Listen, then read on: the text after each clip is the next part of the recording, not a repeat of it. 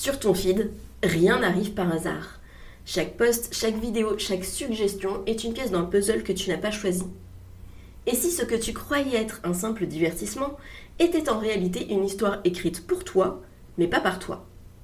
Les algorithmes ne sont pas seulement des lignes de code, ce sont des compteurs invisibles. Ils décident de ce que tu vois, ce que tu crois, et parfois même ce que tu ressens.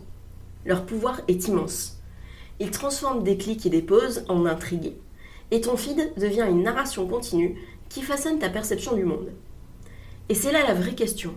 Es-tu en train de lire une histoire, ou es-tu le personnage que l'on écrit à ta place? Imagine ton feed comme un roman, dont chaque phrase est choisie en fonction de tes gestes. Tu t'arrêtes une seconde sur une vidéo de régime, l'algorithme y voit une intrigue.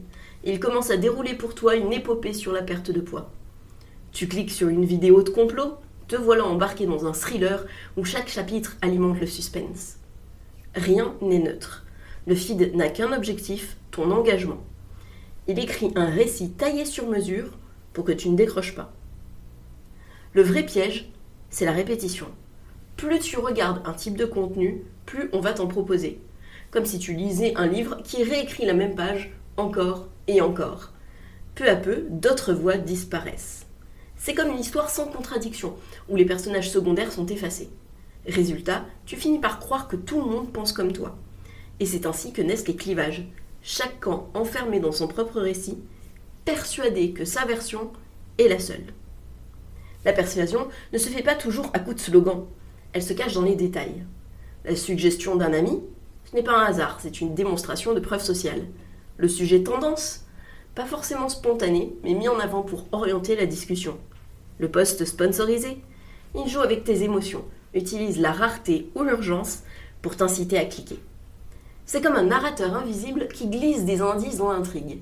Tu ne les remarques pas, mais il guide ta lecture. Et soudain, tu partages une opinion, tu achètes un produit, tu t'indignes d'un sujet, exactement comme prévu.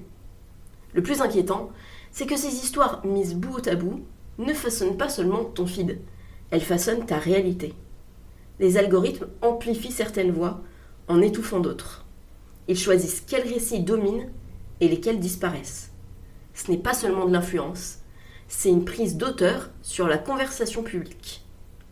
Quand un petit nombre de systèmes décident de ce que des millions de personnes voient ou non, ce sont nos sociétés entières qui en portent les conséquences.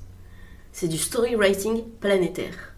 Et si nous n'y prêtons pas attention, nous restons prisonniers d'un scénario qui n'est pas le nôtre. Alors que faire? Il ne s'agit pas de fuir les réseaux, mais d'y entrer avec conscience. Diversifie ton feed volontairement. Cherche des voix différentes, des perspectives contraires. Réfléchis avant chaque like, chaque commentaire, chaque partage, car ce sont des votes qui orientent l'histoire qu'on écrit pour toi. Et surtout, raconte, publie, écris, crée. Ne laisse pas ton rôle se limiter à celui du spectateur. Deviens auteur.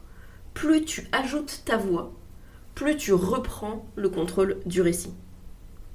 Les algorithmes sont des compteurs d'exception. Ils savent maintenir ton attention et construire des mondes sur mesure. Mais le récit le plus puissant reste celui que tu décides d'écrire.